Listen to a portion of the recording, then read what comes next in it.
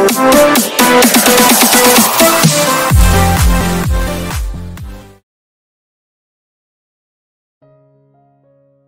minsan hindi mo man lang nagawa.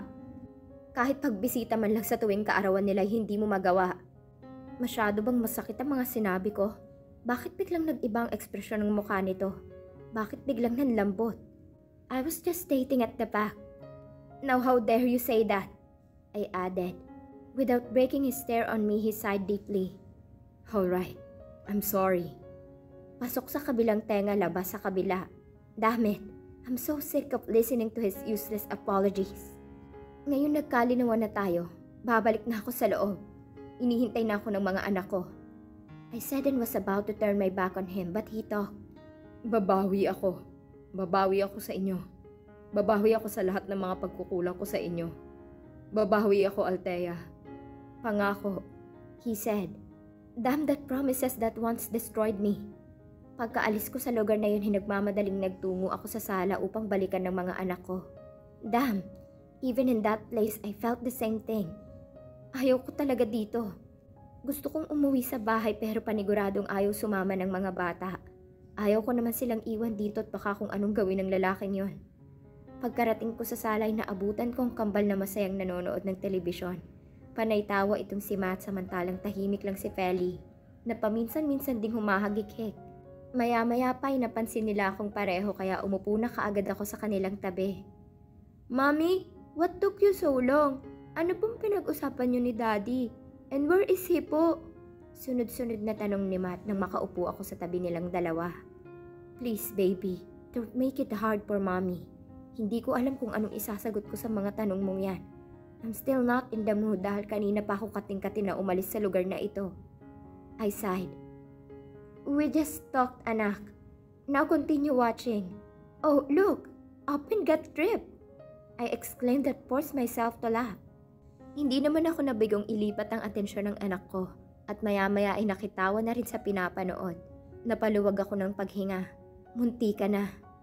Habang nakatuon ang mga mata ko sa telebisyon, hindi ko pa rin maiwasang isipin ang mga pinagsasabi ng magaling na lalaking yun kanina. I secretly laugh when I remember how he admitted that he is jealous upon how James made my kids laugh. Mabuti sa kanya. Kung sana'y inayos niya ang utak niya noon at nagpakaresponsable man lang, di sana'y hindi siya aabot sa ganito, na kahit ibang tao ay pagseselosan niya na. Daddy! Speaking of jealous, nakita ko itong wala sa sariling naglakad patungo sa direksyon namin. Ilang saglit pa nang mapansin itong anak kong tinatawag siya, ay pilit itong ngumiti. Bakit ang tagal niyo po, Daddy? My son asked the same question. I just helped Yaya to clean the backyard, baby. Kaya pinauna ko na si Mami rito. Palusot nito. Ganun po ba? Salamat na lang talaga at mukhang nag-enjoy itong anak kong si Matt sa panonood dahil hindi na ito nag-atubili pang magtanong at mangulit. He joined us in the couch. He sat beside my daughter while I am here beside my son.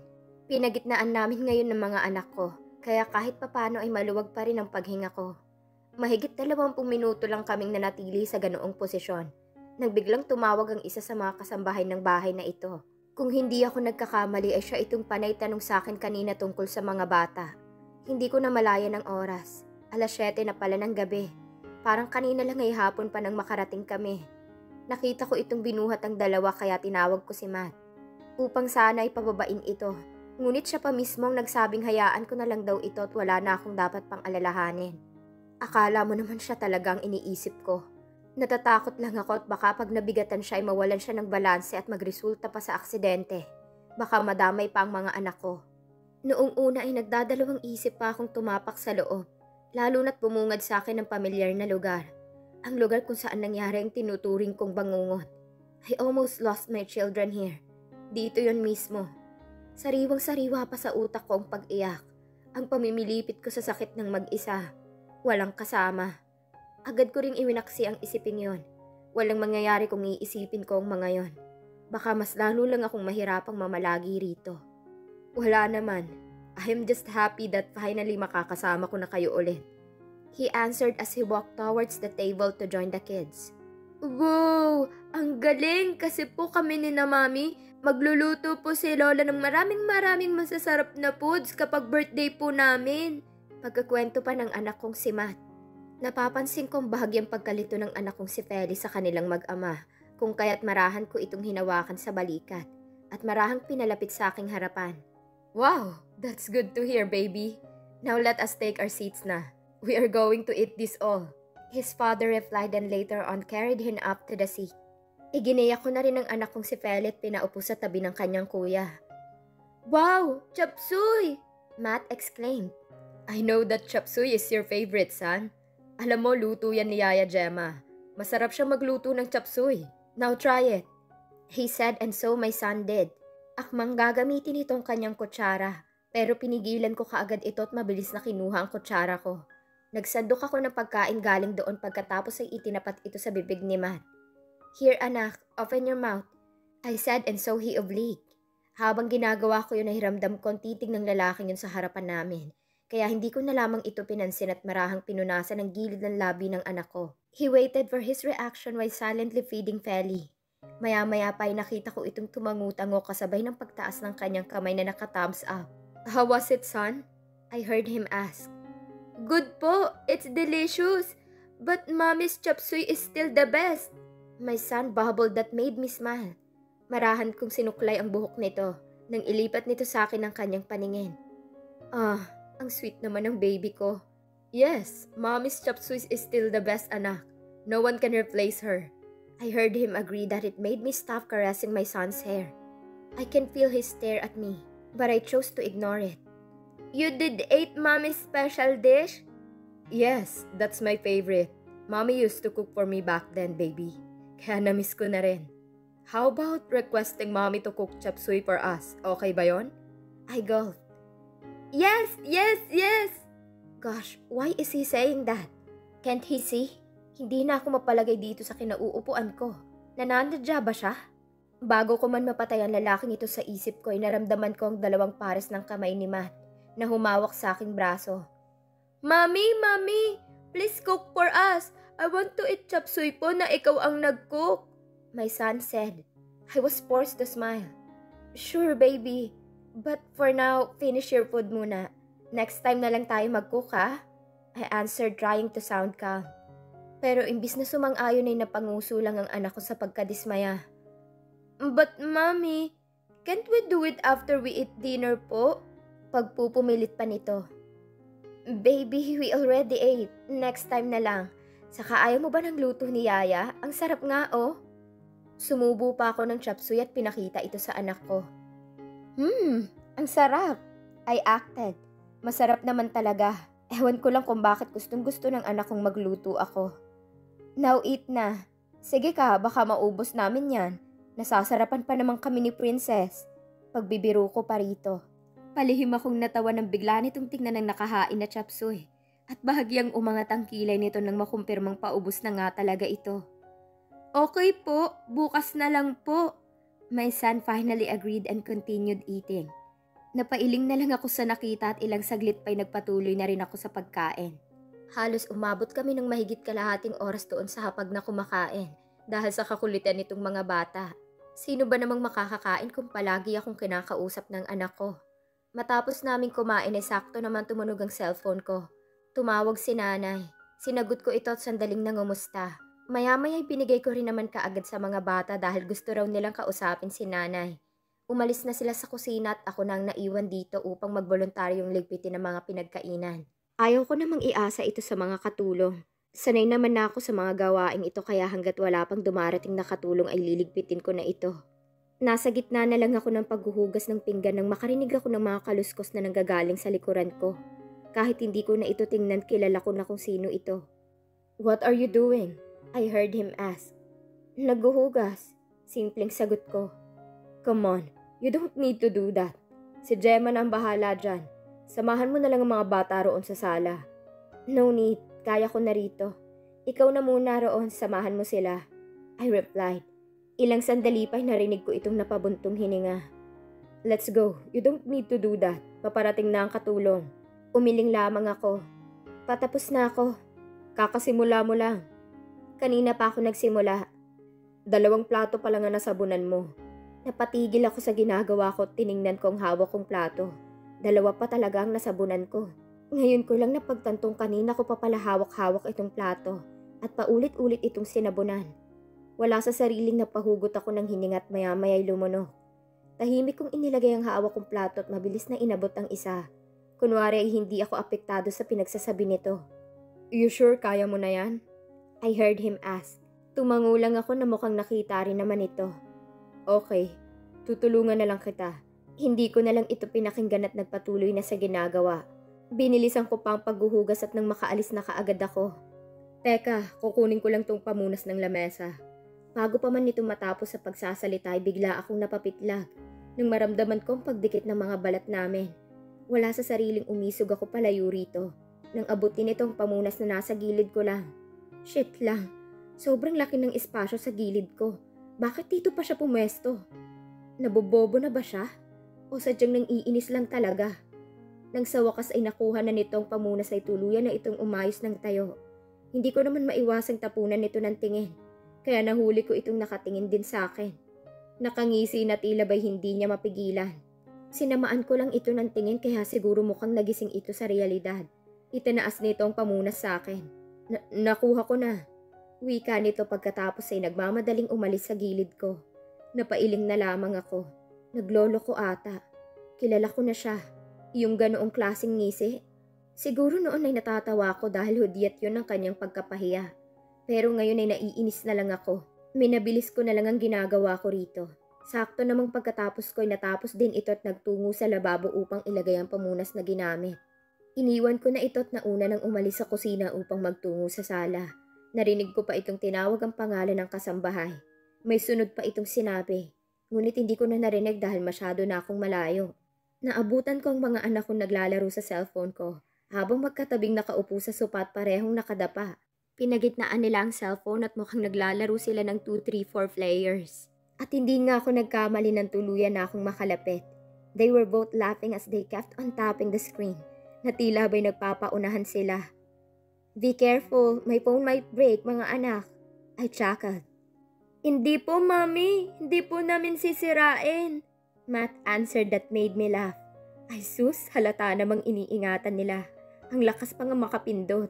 Hindi ko na lang yun iniisip at pinanood na lamang silang dalawang nagtatawanan habang abala sa paglalaro. Oh, natalo ka pa ni Princess Kuya. I giggled. Napakamot na lamang sa ulo itong si Matt at umupo na. Fine, I admit. Princess is better than me in this game. She is the fastest in tapping po. Hindi ko alam kung nagrereklamo ba ito o pinupuri ba ang kanyang kambal. Natawa na lamang ako sa naisip. Ginulo ko ang buhok ni Matt at tumabi na kay Feli. Tinulungan ko itong umupo. Nakangisi itong tumingin sa akin kaya nginitian ko rin ito. You did great, baby. You just beat Kuya. I complimented her. She just smiled at me and moved her hands. Thank you. I caressed her hair and kissed it. Mom, you only congratulated Princess. How about me who gave my effort? I heard Matt complain that made me giggle. Siyempre ayaw ko naman magtampo itong kuya namin. Kaya tumayo ako galing sa pagkakaupo at malambing na hinalikan ko ang noo at magkabilang pisngin ito. Oh, ayan na po. Congratulations kuya for at least putting some effort. Pareho naman kayong magaling ni Princess eh, I said. I know po. We aren't twins if we're not both the best. He smiled. Napangiti na lamang ako. Ang sweet naman itong anak ko. How I wish na wag siyang magbago kapag sa wakas ay magbibinata na siya. Sana ganito pa rin niya tratuhin ng kambal niya, kahit na may crush na siya kung sakali man. How I wish hindi na lang sila lalaking pareho at mananatili lamang ng mga babies ko. Hey, what happened here? I heard you three laughing. Inayos ko na lamang ang nagulong buhok ni Matt at tahimik na umupo sa tabi ni Feli upang i-check ang cellphone ko. May dalawang unread message palang galing kay Nanay at Sheena. Yes, Daddy. I'm sorry po kung maingay kami. We just enjoyed playing 2, 3, 4 player games in Mommy's phone. Did you know po, Princess won? She is so good at playing it po. Also in part where there is ghost po. Really? What's that game again? 2, 3, 4 player games po. Binuksan ko muna ang mensahe ni Sheena. From Sheena. Yes, Althea. Napatawag ka. Sorry I wasn't able to answer. Iniwan ko kasi ang phone ko. Napakamot ang noo ko sa nabasa at wala sa sariling nag-angat ng tingin sa mga anak ko na abala sa pakikipag-usap sa kanilang ama. Mga anak kong ito talaga oh. Ibinalik ko na lamang ang mga mata ko sa cellphone na hawak ko at nag-umpisang magtipa para replyan si Sheena. To Sheena, I'm so sorry Shane. Napagtripan lang ng kambalang phone ko. I immediately sent it to her. Sunod kong binuksan ay ang message ni nanay. Do you want to join us po, Daddy? We can play it po. Tayo pong apat. Mommy is good at it din po. Right, Mommy? From nanay. Namiss ko kaagad ang kambal. Bibisita pa naman kayo rito, anak, di ba? Napangiti ako sa nabasa at kaagad na nag-reply. To nanay. Oo naman, hunay. Uuwi po kami dyan. Mommy! Right, uuwi rin naman kami. I consider this as a vacation for the twins. Bakasyon lang. We can't live here forever. Mamamatay ako. Nagbalik lang ako sa realidad nang marinig ko ang peking pag-ubo nito. Wala sa sariling napatingin ako rito kaya kitang-kita ko kung paano nangunot ang noo nito. Habang palipat-lipat ang tingin sa akin at sa hawak kong cellphone. Mommy, I am asking you po. Gulat akong napabaling sa anak kong si Matt. Yes? What is it, baby? I am sorry. I asked. Natampal pa ng anak ko ang kanya noon na para bang nadismaya ito sa pinapakita ko. Sabi ko po, magaling ka po sa games. Sasali ka po sa amin ni na Daddy mag-play po, di ba? Yeah. I am. Sure. Game ako. I just answered out of the blue. At dahil nga sa sagot kong yun, ayun at naabot kami ng mahigit 1 oras sa paglalaro ng cellphone ko. Mabuti na lang talaga at nalobat kaagad ang cellphone ko. At sakto namang inaantok na si Feli. Damn! Maski ako hindi alam at papaano lumipas ang mahigit 1 oras ko rito sa kwarto ng mga anak ko. At naglalaro kasama ang magaling nilang ama. Hindi ko maalala kung tumawa ba ako, ngumiti o ano. Basta ba doon ko na lamang napagtanto na 54 na minuto na palang nakalipas nang biglang namatay ang cellphone ko. Binuhat ko na si Feli na ngayon nakatulog na pala sa bisig ko at nagtungo sa kabilang kama. Doon ko ito maingat na inilapak. Marahan kong dinampian ang halik ang noon nito bago ako bumalik sa katabing kama ng kuya nito. Mommy, I'm so sleepy na rin po. Dito na lang po kayo matulog, please. Matt said. Baby, gustuhin ko man pero hindi tayo kasya rito eh. This room is only for you and Princess. I replied and caressed his right cheek. He was just right behind me. I knew it. Kaya bago pa man ito makalapit sa akin ay pinahiga ko ng anak ko at dinampian ng halik ang kanyang noo. Now sleep na. First night mo rito kaya dapat masarap ang tulog mo ah. Saad ko pa na ikinatango naman ng anak ko. Yes po, my son politely answered. Yan, napakamasunirin naman itong anak ko. I chuckled as I gently messed up his hair.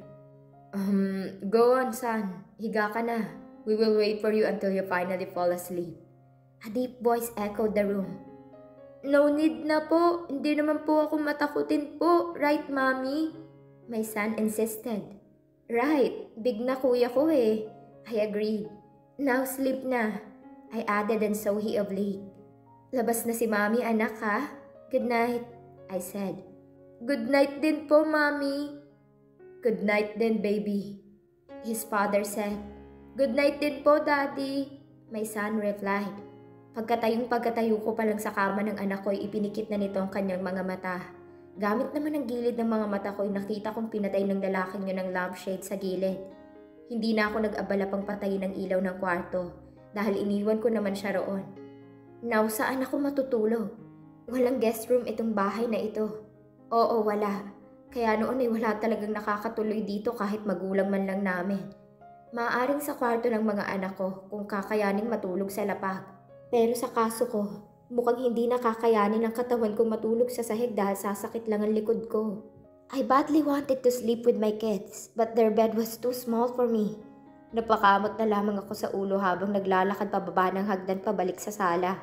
Wala eh, kailangan ko na lang atang pagtiyagaan itong sofa. Medyo malaki naman kaya hindi ako mahihirapan kahit papaano. Althea, why are you still there? I again heard his deep voice that seriously brought something to my body. Matutulog, I simply answered. What? Sinong may sabi na pwede kang matulog dyan? Ako. Walang pakialam kong sagot. Doon ko lang narinig ang mga hakbang ng paa nito papalapit sa aking direksyon. Come on, let's go upstairs. Di ka pwedeng matulog dyan, baka sumakit ang katawan mo. Wait, is he acting concerned again? Wait, naman, nagbabait-baitan na naman dahil sa wakas ay nangyari na naman ang gusto niyang mangyari?